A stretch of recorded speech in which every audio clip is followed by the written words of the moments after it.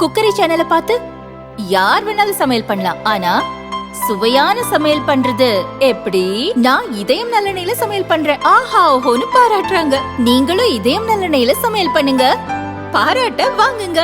தினம் தோறும் வாங்குவே இதயம் இதயம். SPR India launching Sky Tower 1. நம்ம எல்லாருக்குமான வீடு from 85 lakhs onwards. வணக்கம். செய்திச் சுருக்கம். அரசியல் ஒட்டுண்ணி காங்கிரஸ் இனி தனித்து ஜெயிப்பது கஷ்டம். பிரித்தாளும் சக்திகள் தோற்கடிக்கப்பட்டன.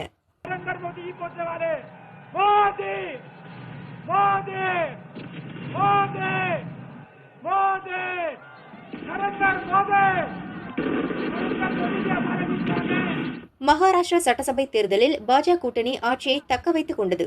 பல மாநிலங்களில் நடந்த இடைத்தேர்தலில் கணிசமான இடங்களில் அக்கட்சி வெற்றி பெற்றது. டெல்லியில் உள்ள பாஜக தலைமை அலுவலகத்தில் வெற்றி கொண்டாட்ட நிகழ்ச்சி நடந்தது.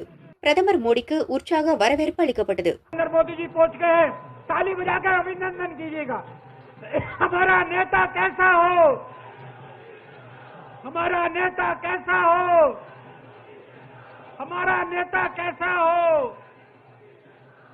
தொண்டர்கள் மத்தியில் பிரதமர் மோடி உரையாற்றினார். மகாராஷ்டிராவில் வளர்ச்சிக்கான வெற்றி கிடைத்திருக்கிறது. மோசடியாளர்கள், பொய்யர்கள், பிரித்தாளும் சக்திகள், வாரிசு அரசியல் தோற்கடிக்கப்பட்டது. மூன்றாவது முறையாக பாஜக தலைமையிலான கூட்டணி வென்றுள்ளது. 50 ஆண்டுகளில் எந்த கட்சியும் கூட்டணியும் இப்படி ஒரு பெரிய வெற்றியை கண்டதில்லை. இது மகாராஷ்டிரா அரசுக்கு கிடைத்த அங்கீகாரம். நல்ல ஆட்சிக்கு பாஜக மற்றும் NDA கூட்டணியை தான் மக்கள் நம்புகிறார்கள். வளர்ச்சியை தான் நாட்டு மக்கள் விரும்புகிறார்கள் என்பதை தான் இது காட்டுகிறது. ஜார்க்கண்ட் வாக்காளர்களுக்கும் நன்றி. அந்த மாநில வளர்ச்சிக்காக கடினமாக உழைப்போம் என மோடி கூறினார். காங்கிரஸை பிரதமர் மோடி தாக்கி பேசினார். மகாராஷ்டிராவில் வாக்குகளை பெறுவதற்காகவே வீர் சாவர்கரை திட்டுவதை காங்கிரஸ் தற்காலிகமாக நிறுத்தியுள்ளது. ஏழைகள், SC, ST, OBCயினரை குழுக்களாக பிரிக்க காங்கிரஸ் நினைத்தது. பிரிவினையை விதைக்க நினைத்தவர்கள் நிராகரிக்கப்பட்டனர். சிலரை திருப்திப்படுத்துவதற்காகவே காங்கிரஸ் குறிப்பிட்ட சட்டங்களை உருவாக்கியது.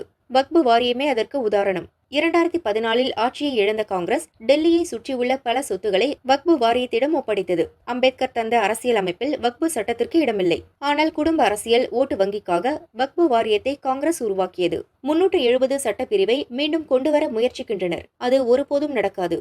இந்திய அரசியலில் காங்கிரஸ் ஒரு ஒட்டுண்ணி ஆகிவிட்டது. இனி தனித்து ஆட்சி அமைக்க முடியாது. இருந்தாலும் அதன் ஆணவம் மட்டும் குறையவில்லை. காங்கிரஸ் தனது சொந்த கப்பலை மட்டுமல்லாமல் கூட்டணி கட்சிகளின் கப்பலையும் மூழ்கடிக்கிறது என பிரதமர் மோடி கூறினார். NDA பெற்ற இமாலய வெற்றி, மோடி முகம் முழுக்க பூரிப்பு, களை கட்டிய பாரதிய ஜனதா ஆபீஸ்.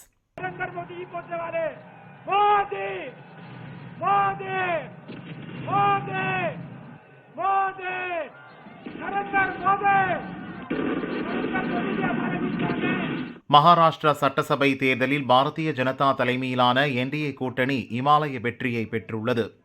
மொத்தமுள்ள 288 தொகுதிகளில் NDA கூட்டணி 225 தொகுதிகளுக்கு மேல் கைப்பற்றி வியக்க வைத்துள்ளது. உத்தரப்பிரதேசத்தில் நடந்த 9 சட்டசபை தொகுதி இடைத்தேர்தலில் பாரதிய ஜனதா 6 இடங்களை கைப்பற்றியது. NDA கூட்டணிக்கு 7 இடங்கள் கிடைத்தன. இதன் மூலம் உத்தரப்பிரதேசம் லோக்சபா தேர்தலின் போது ஏற்பட்ட பின்னடைவில் இருந்து இப்போது பாரதிய ஜனதா எழுச்சி பெற்றுள்ளது. இதேபோல் குஜராத், பீகாரில் இடைத்தேர்தல் நடந்த எல்லா தொகுதிகளிலும் பாரதிய ஜனதா கூட்டணி வெற்றி பெற்றுள்ளது. இந்த வெற்றியை நாடு முழுதும் உள்ள பாரதிய ஜனதாவினர் கொண்டாடி வருகின்றனர். டெல்லி பாரதிய ஜனதா அலுவலகமும் விழா கோலம் பூண்டது. வெற்றி விழாவில் பங்கேற்க மோடி வந்தார். அவருக்கு பாரதிய ஜனதா நிர்வாகிகளும் தொண்டர்களும் உற்சாக வரவேற்பு அளித்தனர். வெற்றி புன்னகையுடன் அந்த வரவேற்பை மோடி ஏற்றுக்கொண்டார்.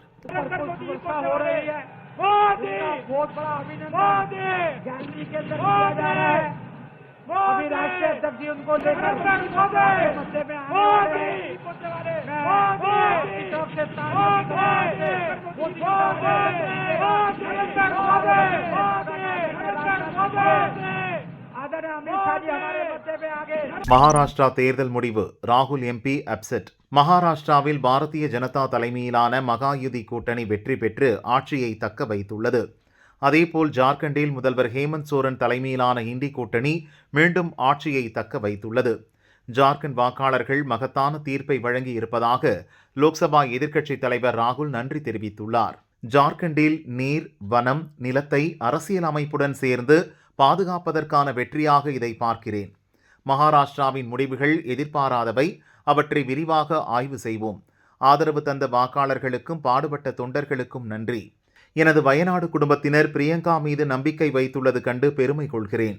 மக்களை முன்னேற்றவும் வளமாக்கவும் தளராத அர்ப்பணிப்பு, இரக்கம், தைரியத்துடன் பிரியங்கா வழிநடத்துவார் என ராகுல் தெரிவித்துள்ளார். ஜார்க்கண்டில் இண்டி கூட்டணி வெற்றி பெற்றதற்கு தமிழக முதல்வர் ஸ்டாலின் மகிழ்ச்சி தெரிவித்துள்ளார். அதிகாரத்தை தவறான முறையில் பயன்படுத்துவது, பழிவாங்கும் அரசியல் என பல தடைகளை பாரதிய ஜனதா உருவாக்கினாலும் அவற்றை உறுதியுடன் எதிர்த்து ஜார்க்கண்ட் முதல்வர் ஹேமந்த் சோரன் வெற்றி பெற்றுள்ளார். இது மக்களாட்சிக்கும் மதச்சார்பின்மைக்கும் கிடைத்த வெற்றி என்று ஸ்டாலின் தெரிவித்துள்ளார். மகாராஷ்டிரா தேர்தல் தோல்வி, இண்டி கூட்டணியில் விரிசல். மகாராஷ்டிரா சட்டசபை தேர்தலில் மகா விகாஸ் அகாடி என அழைக்கப்படும் காங்கிரஸ், சிவசேனா, உத்தவ், சரத்பவார் தேசியவாத காங்கிரஸ் கூட்டணி தேசிய ஜனநாயக கூட்டணியிடம் தோல்வியை தழுவியது. கூட்டணி தலைவர்களிடையே உள்ள மறைமுக மோதல்களே இதற்கு காரணமாக சொல்லப்படுகிறது. மகாராஷ்டிராவில் காங்கிரசுக்கு வலுவான அமைப்பு இருந்தது. இதனால் கூடுதல் தொகுதிகளை தங்களுக்கு ஒதுக்க வேண்டும் என அக்கட்சி வலியுறுத்தியது. அதே சமயம் வெற்றி பெற்றால் முதல்வர் பதவி வழங்க வேண்டும் என்றும் கூட்டணி பேச்சின் போது காங்கிரஸ் வலியுறுத்தியது. இது கூட்டணியில் இருந்த பிற கட்சிகளுக்கு எரிச்சலை ஏற்படுத்தியது. தேர்தல் பிரச்சாரத்தில் ஆளும் பாஜகவை விமர்சித்து காங்கிரஸ் கூறிய கருத்துக்கள் மக்களை கவரவில்லை. வீர சாவர்கர் குறித்து ராகுல் செய்த விமர்சனம் கூட்டணியில் இருந்த உத்தவ் தாக்கரேவின் சிவசேனா, சரத்பவாரின் தேசியவாத காங்கிரசுக்கு கவலையை எழுப்பியது. இதையடுத்து தன் கருத்துக்களை ராகுல் திரும்ப பெற்றார். இந்த விஷயம் தேர்தல் பிரச்சாரத்தின் போது காங்கிரஸை விமர்சிக்க பாஜகவுக்கு வாய்ப்பாக அமைந்தது. இதுபோல பல விஷயங்கள் கூட்டணியில் இருந்த பிற கட்சிகளுக்கு காங்கிரஸ் மீது வெறுப்பை ஏற்படுத்தியது. முதல் தேர்தலிலேயே அதிரி புதிரி, அண்ணனை விஞ்சிய தங்கை, வயநாடு இடைத்தேர்தல் பிரியங்கா அபாரம். கடந்த லோக்சபா தேர்தலில் கேரளாவின் வயநாடு மற்றும் உத்தரப்பிரதேசத்தின் ராப்ரேலி ஆகிய 2 தொகுதிகளில் காங்கிரசின் ராகுல் போட்டியிட்டு வென்றார்.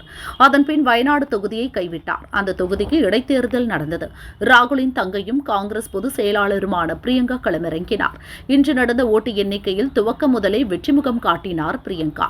முடிவில் 6,22,338 ஓட்டுகள் பெற்றார்.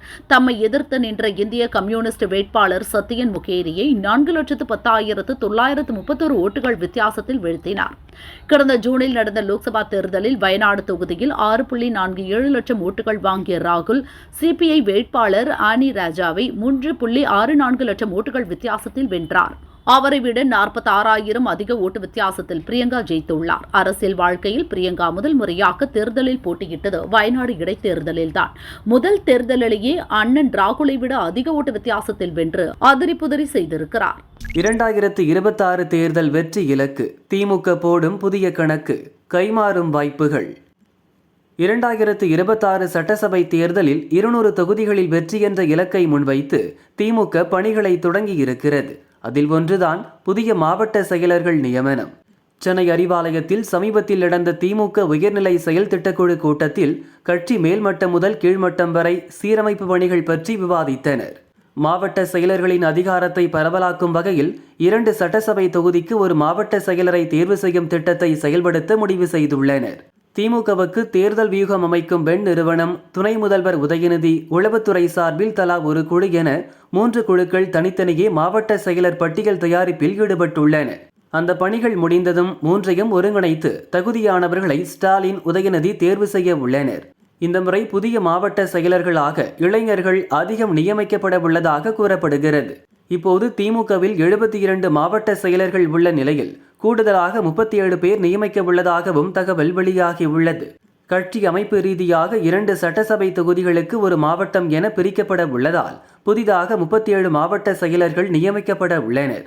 நெல்லை, தென்காசி, தேனி, தர்மபுரி, அரியலூர், பெரம்பலூர், நாகை, மயிலாடுதுறை, கள்ளக்குறிச்சி, நீலகிரி மாவட்டங்களில் ஏற்கனவே 2 தொகுதிகளுக்கு ஒரு மாவட்ட செயலர் இருக்கின்றனர். இவற்றை தவிர்த்து சென்னை, காஞ்சிபுரம், திருவள்ளூர் உள்பட 27 மாவட்டங்கள் பிரிக்கப்பட உள்ளதாக திமுக நிர்வாகிகள் தரப்பில் கூறுகின்றனர். இப்போதுள்ள மாவட்ட செயலர்களில் 80 வயதுக்கு மேல் 20, 71 முதல் 80 வயது வரை 11 பேர், 61 முதல் 70 வயது வரை 26 பேர், 51 முதல் 60 வயது வரை 22 பேர், 41 முதல் 50 வயது வரை 10 பேர், 31 முதல் 40 வயது வரை ஒருவர் இருக்கின்றனர்.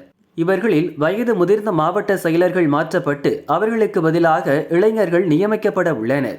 புதிய திட்டத்தின்படி 109 மாவட்ட செயலர்கள் நியமிக்கப்படும் போது அவர்கள் அனைவரும் வேட்பாளராக இருப்பர். மொத்தமுள்ள 234 தொகுதிகளில் திமுக 200 இடங்களில் வெற்றி பெற வியூகம் அமைத்துள்ளது.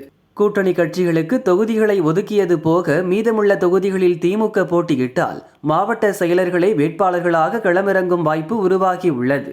ஒரு லோக்சபா தொகுதியில் 6 சட்டசபை தொகுதிகள் என்றால் அதில் 2 தொகுதிகளை கூட்டணி கட்சிகளுக்கு விட்டுக் கொடுக்க செயல் திட்டம் வகுக்கப்பட்டுள்ளது. மற்ற 4 தொகுதிகளில் 2 மாவட்ட செயலர்களுக்கும் வாய்ப்பு வழங்கப்படும். இதன் மூலம் வெற்றியை சுலபமாக பெற முடியும் என கட்சி தலைமை நம்புவதாகவும் அவர்கள் கூறினர். நயினாருடன் சந்திப்பு ஏன்? வேலுமணி கொடுத்த விளக்கம். மகனின் திருமண அழைப்பிதழை கொடுப்பதற்காகவே சட்டசபை பாஜக தலைவர் நயினார் நாகேந்திரனை சந்தித்ததாக அதிமுக முன்னாள் அமைச்சர் வேலுமணி கூறியுள்ளார். வேலுமணி வெளியிட்டுள்ள அறிக்கையில் கூறியிருப்பதாவது: திருநெல்வேலி மாவட்டத்தில் நடந்த கட்சியின் ஆய்வுக் கூட்டத்திற்கு பின் என் மகனின் திருமண அழைப்பிதழை முன்னாள் அமைச்சர்கள், எம்பிக்கள் மற்றும் கட்சியினருக்கு வழங்கினேன். பின் என் குடும்ப நண்பர் நயினார் நாகேந்திரனை சந்தித்து அழைப்பிதழை வழங்கினேன். சொந்த குடும்ப நிகழ்ச்சிக்காக குடும்ப நண்பரை சந்தித்த நிகழ்வுக்கு அரசியல் சாயம் பூசப்பட்டு இருப்பது வருத்தம் அளிக்கிறது. எம்ஜிஆர் ஜெயலலிதா வழியில் பொதுச் செயலாளர் பழனிசாமி அதிமுகவை சிறப்பாக வழிநடத்தி வருகிறார். அவருடன் எனக்கு எந்தவித கருத்து வேறுபாடும் கிடையாது. பழனிசாமிக்கும் எனக்கும் இடையில் கருத்து வேறுபாடு இருப்பதாக வெளியான தகவல் வன்மையாக கண்டிக்கத்தக்கது என வேலுமணி தனது அறிக்கையில் குறிப்பிட்டுள்ளார். ஒரே மேடையில் ஸ்டாலின், ராமதாஸ். திருமாவளவனுக்கு அதிர்ச்சி வைத்தியம். திமுக பாமக கூட்டணி மலருமா? விழுப்புரத்தில் 21 சமூக நீதி போராளிகளுக்கான மணிமண்டபம் அரசு சார்பில் கட்டப்பட்டுள்ளது. திறப்பு விழா வரும் 29இல் நடக்கிறது. இந்த விழாவில் முதல்வர் ஸ்டாலின் கலந்து கொள்வார் என அறிவிக்கப்பட்டுள்ளது. சமூக நீதி போராளிகள் குடும்பங்களுக்கும் சமூக நீதிக்காக குரல் கொடுத்து வரும் பாமக நிறுவனர் ராமதாசுக்கும் அழைப்பு விடப்படும் என அமைச்சர் பொன்முடி கூறியுள்ளார். ராமதாஸை அழைப்பதற்கான ஏற்பாட்டை செய்யுமாறு முதல்வர் ஸ்டாலின் உத்தரவிட்டிருப்பதாக விழுப்புரத்தில் நடந்த கட்சி நிர்வாகிகள் கூட்டத்தில் பேசியபோது அவர் சொன்னார். திமுக எதிர்ப்பு அரசியல் செய்து வரும் பாமகவும் அதன் தலைவர்களும் அரசின் அழைப்பை ஏற்று ஸ்டாலினுடன் ஒரே மேடையில் பங்கேற்பாரா என்ற கேள்வி எழுந்துள்ளது. இருப்பினும் இந்த கேள்விக்கு பாமக வட்டாரம் கூறும் பதில் வேறு விதமாக இருக்கிறது. சமூக நீதி போராளிகளின் தியாகத்தை போற்றும் நிகழ்ச்சி இது. பாமகவின் நீண்டகால கோரிக்கையும் கூட. அதனால் இந்த விழாவில் பங்கேற்பதில் ராமதாசுக்கு ஆட்சேபம் இருக்க வாய்ப்பில்லை. அவர் பங்கேற்காவிட்டாலும் அன்புமணியை அனுப்புவார் என தெரிவதாக விழுப்புரம் மாவட்ட நிர்வாகி ஒருவர் கூறினார். பாமகவின் அரசியல் எதிரியான திருமாவளவன் சமீப காலமாக நடிகர் விஜய் அதிமுகவை மையமாக வைத்து அரசியல் ரீதியாக தன் முக்கியத்துவத்தை வளர்த்து வருகிறார். இது ராமதாசுக்கு அறவே பிடிக்கவில்லை. அதனால் முதல்வர் ஸ்டாலினுடன் ஒரே மேடையில் தோன்றி திமுக கூட்டணிக்கு போக்கு காட்டும் திருமாவளவனுக்கு ராமதாஸால் அதிர்ச்சி வைத்தியம் கொடுக்க முடியும். இதன் மூலம் அரசியல் ரீதியான நடுக்கத்தை திருமாவளவனுக்கு ஏற்படுத்த முடியும் என கருதியே திமுக தலைமையும் பாமகவை அழைக்கிறது. வன்னியர் இன ஓட்டுகளுக்காக நிகழ்ச்சி அரசு தரப்பில் நடத்தப்படுவதாக வெளிப்படையான காரணம் சொல்லப்பட்டாலும் கூட ராமதாஸை நிகழ்ச்சிக்கு அழைப்பதன் பின்னணி இதுவாகத்தான் இருக்க முடியும். அடுத்து ஆளப்போகும் கட்சியுடன் தான் கூட்டணி என அன்புமணி தொடர்ந்து கூறி வரும் நிலையில் இந்த வாய்ப்பை பாமக பயன்படுத்திக் கொள்வதே சரியான அணுகுமுறையாக இருக்கும் என்றும் அவர் சொன்னார். அவதூறு கருத்துக்களை நீக்குங்க, கெடு விதித்த ஏஆர்ஆர் தரப்பு. பிரபல இசையமைப்பாளர் ஏஆர் ரகுமானின் மனைவி சாய்ரா பானு தன் கணவரை விட்டு பிரிவதாக அறிவித்திருந்தார். இதுகுறித்து ரகுமான் தரப்பிலும் அறிவிப்பு வெளியிடப்பட்டது. அதைத் தொடர்ந்து சமூக வலைதளங்களில் பல்வேறு விதமாக செய்திகள் பரவின. இந்த ஆட்சேபகரமான அவதூறான கருத்துக்களை 24 மணி நேரத்திற்குள் நீக்கும்படி சமூக வலைதளங்களுக்கு எச்சரிக்கை விடுக்கும் வகையில் ரகுமான் சார்பில் நோட்டீஸ் வெளியிடப்பட்டுள்ளது. அவரது வழக்கறிஞர் நர்மதா சம்பத் அனுப்பியுள்ள நோட்டீஸில் கூறப்பட்டுள்ளதாவது: யூடியூபர்கள் மற்றும் சமூக வலைதளங்கள் அவதூறான செய்திகளை பரப்புகின்றன. பொய்யான கற்பனையான கதைகளை கண்டுபிடித்து எழுதுகின்றனர். சிலரது பேட்டிகளும் வெளியாகியுள்ளன. இந்த செய்திகளில் எவ்வித உண்மையும் இல்லை. மலிவான விளம்பரத்திற்காக ஏஆர் ரகுமானை அவதூறு செய்கின்றனர். 24 மணி நேரத்திற்குள் அவதூறான கருத்துக்களை சமூக வலைதளங்களில் யூடியூப் தளங்களில் இருந்து நீக்க வேண்டும். இல்லை என்றால் சட்டப்படி வழக்கு தொடரப்படும் என அதில் கூறப்பட்டுள்ளது.